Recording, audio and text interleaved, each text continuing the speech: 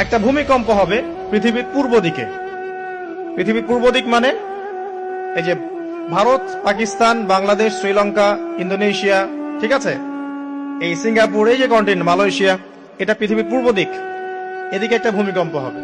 তারপরে 7 পৃথিবীর পশ্চিমে একটা ভূমিকম্প হবে। পশ্চিম মানে বোঝেন না?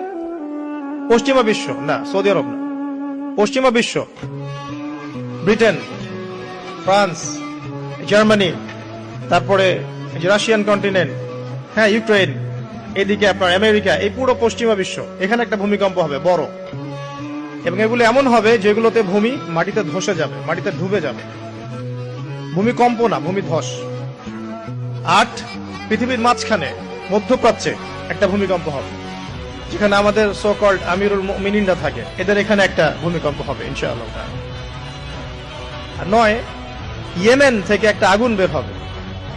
ইয়েমেন থেকে একটা আগুন বের হবে, যে আগুন মানুষকে হাসরের মাঠের দিকে তাড়িয়ে নিয়ে আসবে। আরেকটা বলেছেন 10 নাম্বার, সূর্য উঠবে পশ্চিম দিক থেকে।